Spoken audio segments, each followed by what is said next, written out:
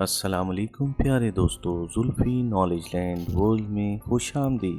سلطان صلاح الدین ایوبی رحمۃ اللہ علیہ، بلند درجہ تو اسے مل چکا۔ صلاح الدین ایوبی نے خود کلامی کے انداز میں کہا، طبیبان خاص کے کیمیا اثر نسخے رائگاں گئے، مگر اس کی زبان سے ادا ہونے والے دو الفاظ آسمان پر سنے گئے۔ پھر صلاح الدین دوبارہ شاریہ سے ملا، مگر اب کی بار اس کے ملنے کا انداز بڑا مؤدبانہ تھا، جیسے کوئی عقیدت مند کسی خدا رسیدہ بزرگ کی خدمت میں حاضر ہوتا ہو۔ میں زندگی بھر تمہارا شکر گزار رہوں گا شاریہ۔ صلاح الدین ایوبی نے کم و بیش وہی الفاظ اپنی زبان سے دہرائے جو زبیدہ خانم نے کہے تھے۔ تمہاری دعاؤں سے میری والدہ محترمہ کو صحت ملی اور میرے بے قرار دل کو سکون۔ ایک گناہگار کی دعائیں ہی کیا، شاریہ کے لہجے سے دل کا درد چھلک رہا تھا۔ مجھے استاد گرامی نے سب کچھ بتا دیا، سارا شہر ہی تمہاری دعاؤں سے فیض یاب ہو رہا ہے۔ صلاح الدین نے انتہائی اثر انگیز لہجے میں کہا، یہ تو استاد گرامی کی عظمت ہے، انہوں نے مجھ راندہ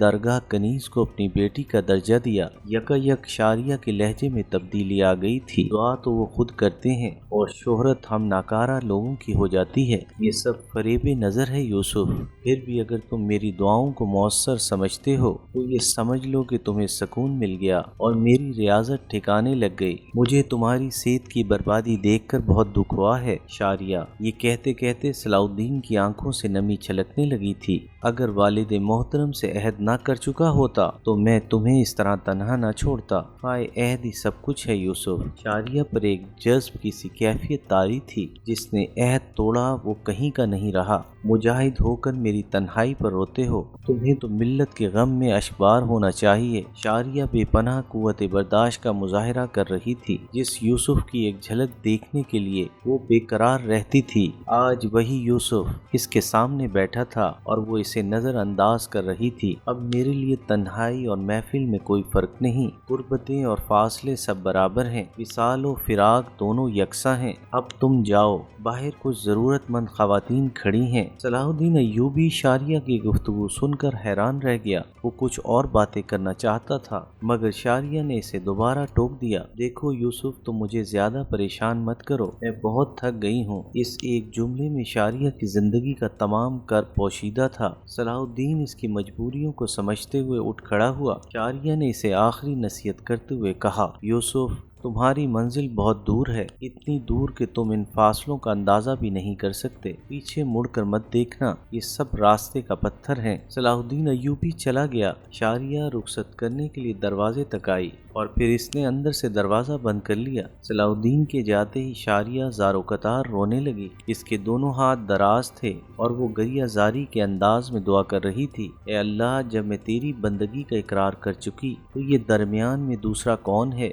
اسے میرے دل سے نکال دے، میں بہت کمزور ہوں، مجھے میرے نفس کے حوالے نہ کر۔ پھر روتے روتے وہ اس قدر نڈھال ہو گئی کہ اس نے اپنی بوڑھی خادمہ سے کہا، آپ ان تمام عورتوں کو میرا سلام کہیں اور معذرت کر لیں کہ آج میری طبیعت بہت خراب ہے۔ زبیدہ خانم کی طبیعت بڑی حد تک سنبھل چکی تھی، مگر کمزوری کے سبب مصر تک طویل سفر اختیار نہیں کر سکتی تھیں، اور صلاح الدین کی مجبوری یہ تھی کہ وہ زیادہ دن تک اپنی مملکت سے دور نہیں رہ سکتا تھا۔ مجبوراً اس نے اپنی والدہ محترمہ سے واپس جانے کی اجازت مانگی۔ انشاءاللہ آپ 2-3 ماہ میں مکمل طور پر صحت یاب ہو جائیں گی، پھر میں آپ کو اپنے پاس بلا لوں گا۔ میں تو ہر وقت تمہارے ہی پاس رہتی ہوں۔ بیٹے کی بات سن کر زبیدہ خانم رو پڑیں، تم صرف ماں کے سکون کی خاطر یہاں تک آئے، اللہ تمہیں بھی بے سکون اور نامراد نہیں رکھے گا۔ پھر ماں کی دعاؤں کے سائے میں صلاح الدین ایوبی شام سے رخصت ہو کر دمشق پہنچا اور سلطان نور الدین محمود زنگی کی خدمت میں حاضر ہوا۔ سلطان عادل نے فاتح مصر کا ایسا شاندار استقبال کیا کہ حاضرین دربار نے اپنی طویل ملازمت کے دوران اپنی آنکھوں سے ایسا منظر کبھی نہیں دیکھا تھا۔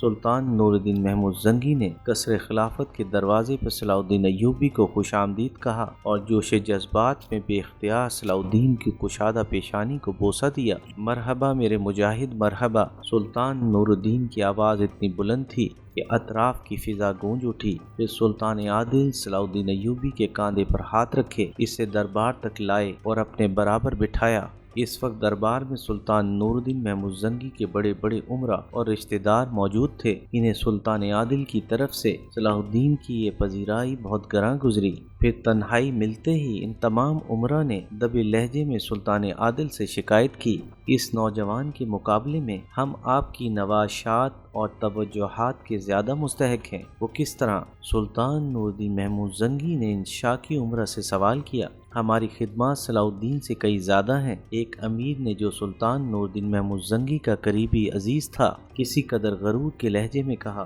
ہم نے سلطنت نوریہ کے استحکام کے لیے اپنا عیش و آرام اور دن رات کا سکون برباد کیا ہے، پھر وہ غلام زادہ ہماری برابری کیسے کر سکتا ہے؟ وہ امیر قرابت داری کے نشے میں تھا، اس لیے سلطان عادل کے سامنے اونچے لہجے میں بول رہا تھا۔ سلطان نور الدین زنگی بہت تحمل مزاج انسان تھے، مگر اپنے امیر کی لاف زنی سن کر نہایت برہم ہو گئے۔ وہ غلام زدہ ہرگز نہیں ہے، سلطان نور الدین محمود زنگی نے غضبناک لہجے میں کہا، اور اگر بالفرض ہے بھی تو ان آقاؤں سے بہتر ہے جو اپنی نفس پرستی اور نمود و نمائش کے لیے زندہ رہتے ہیں۔ تم نے سلطنت نوریہ کے قیام میں میرے ساتھ تعاون کیا، میں نے اس کا بہترین معاوضہ ادا کر دیا۔ اگر میں تمہارا احتساب شروع کر دوں تو تم سب کے سب مجرم قرار پاؤ گے۔ یہ شاندار مکانات، یہ زر و جواہر، یہ اعلیٰ نسل کے گھوڑے، یہ غلام، یہ کنیزیں، کیا یہ سب ساز و سامان تم اپنے ساتھ لے کر پیدا ہوئے تھے؟ سلطان نور الدین زنگی نے آج اپنے ایک ایک امیر کی نقاب کشائی کر دی تھی۔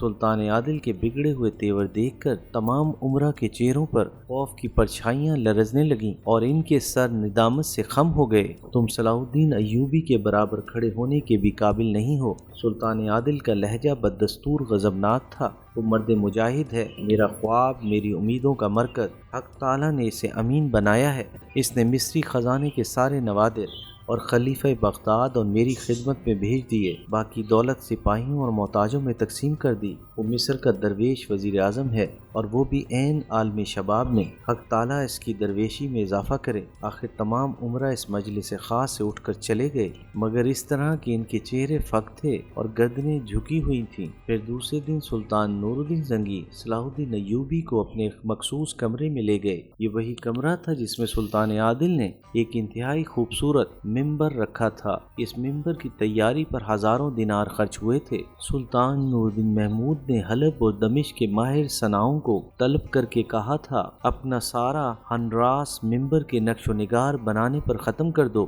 اور واقعتاً ان ہنر مندوں نے ایسا ممبر تراشا تھا کہ وہ صنائی کا بہترین نمونہ نظر آتا تھا۔ صلاح الدین ایوبی نے مصر میں فاطمی خلیفہ عازد کا ممبر بھی دیکھا تھا، مگر سلطان نور الدین زنگی کے بنائے ممبر کے سامنے اس کی کوئی حیثیت نہیں تھی۔ ایپیسوڈ 51 اختتام پذیر ہوئی۔